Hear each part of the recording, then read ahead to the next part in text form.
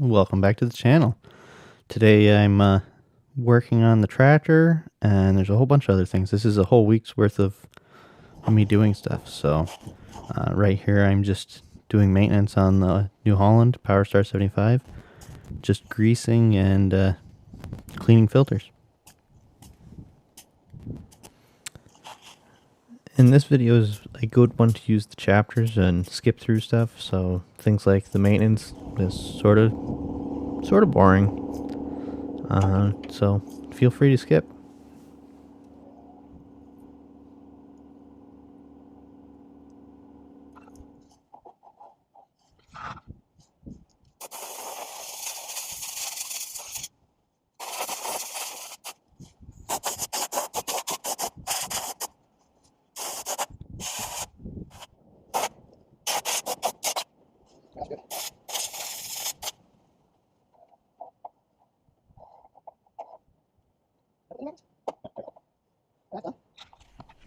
So we've been using this water trough to feed the little guys. You're not really little. I don't know what you're doing in here. But we want to go and stop using this for feed. So I'm going to make a feed buck out of some wood that I milled. So here I'm just cutting all the pieces. It's just a design that I came up with in my head. Didn't really plan much. Very little thought into it. Just threw it together.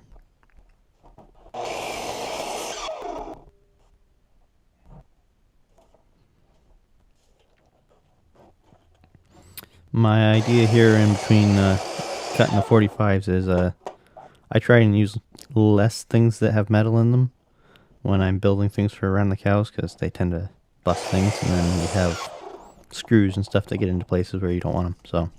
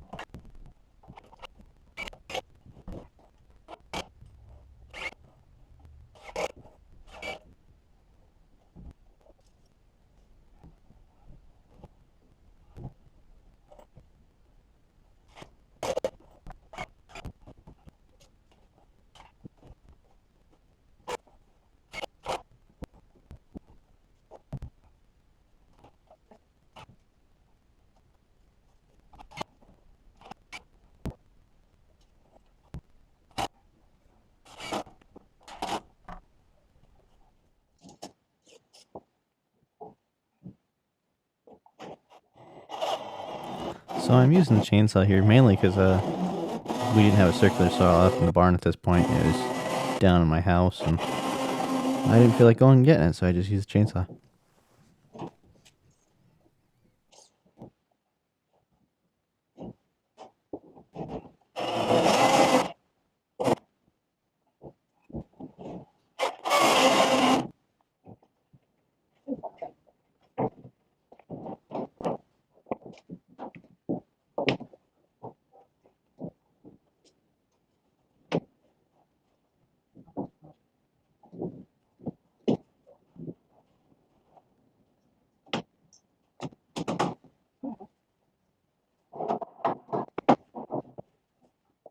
So here's a new day. It's Tuesday. It was a beautiful morning on the farm. I'm getting ready to block off the pasture because I'm going to clean out the barn from all of winter. It's a decent amount of crap in the barn. And the cows will just get in the way the whole time if I don't.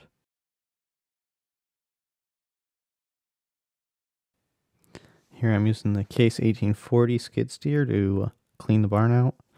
Have a large material bucket. You have to be careful because depending on how wet the crap is, you can tip the skid loader when you're going to dump, which is a lot of fun. Not really.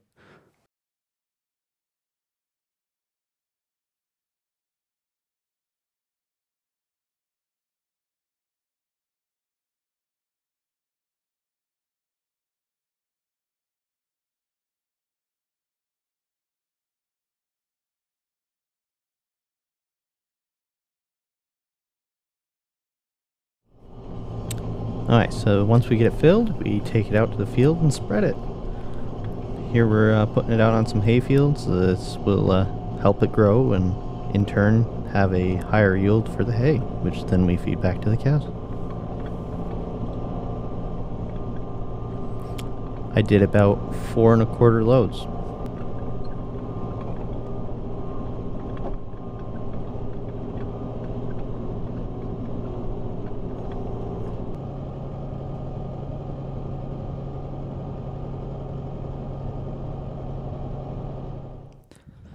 So here I'm putting a new tire on a rim. This is for our Oliver 5-bottom plow, spring reset plow. We didn't use it last year because the tire was bad and it's sort of a pain in the butt to moldboard plow, so we just chisel plowed instead. Part of the reason we're going to be moldboard plowing is we're going to be taking some hay ground and putting in some forage sorghum instead of leaving it hay ground. The fields are getting a little rough and you change it up. It's always a good idea to not leave things continuous forever.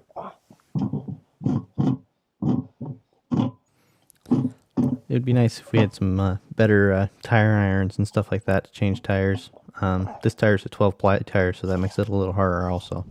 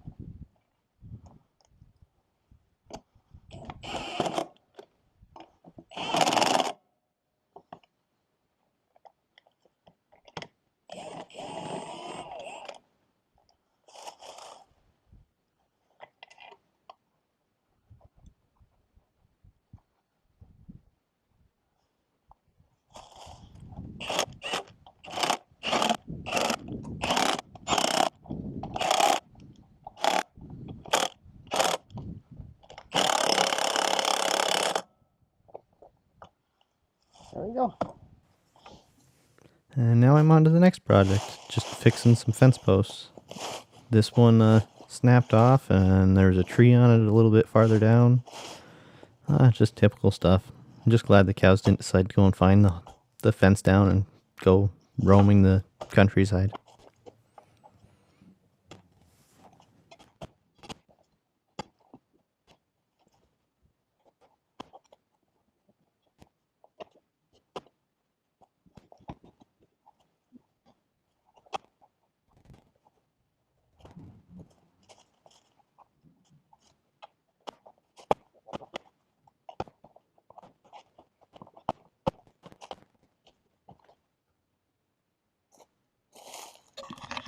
Okay. There's my hole. Now I gotta go and cut something as a post. This log here looks good enough.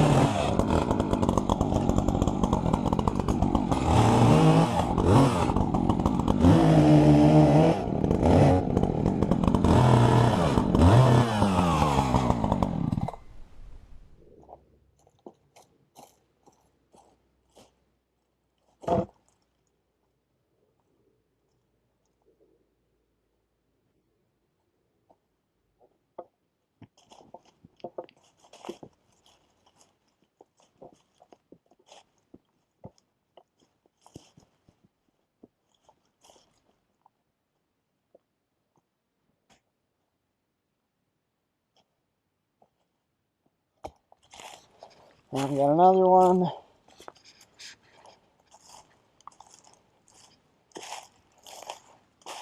Right here.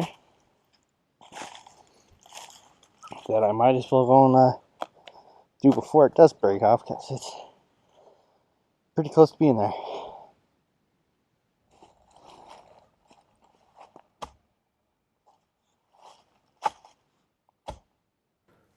It'd be nice for one of these days to replace all of this fence and put in high tensile, but that's a lot of time. Decent amount of money, but not too expensive, but that should be good for this post.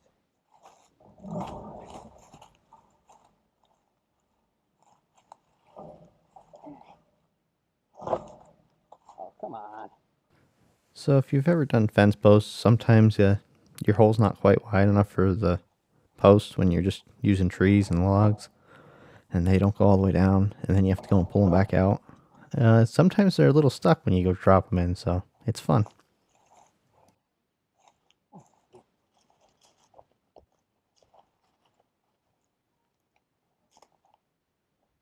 There we go. So now that the posts are in, it's time to move the porcelain insulators off of the old posts and onto the new one.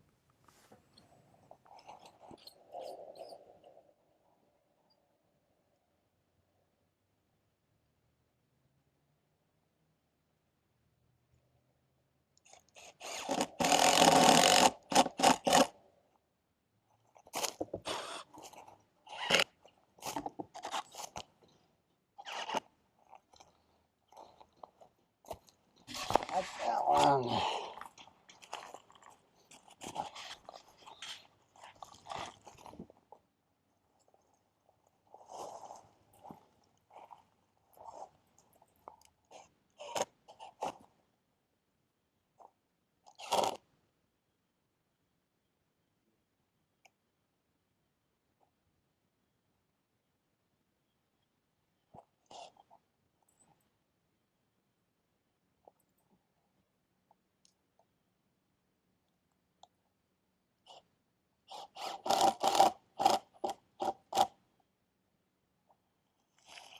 So this post is garbage now.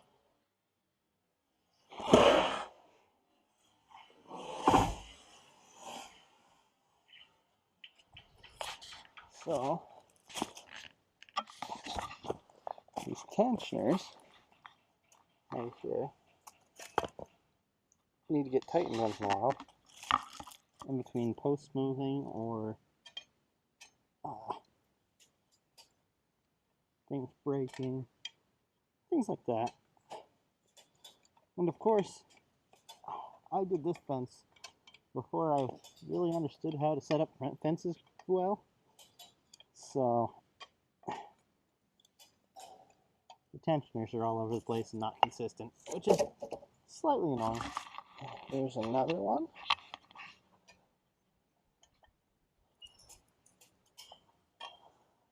That one's actually got pretty good tension on it already. Well, we got one more over here. These two aren't too far apart.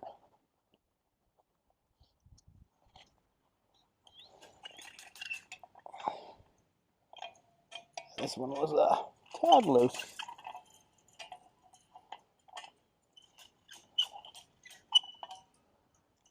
There we go. That's better. So this one's, I was a little smarter. All of these 5 strands are within a couple feet of each other. And then, thought I had one on each line, but I apparently only have it on one line here. A spring tensioner. I don't know why I didn't put it right next to the tensioner, because it actually has, you see right in there, there's little lines to tell you how much tension's on it. Thank you for watching, and please tune in next time for who knows what. It could be anything. Please like and subscribe, and I'll see you next time.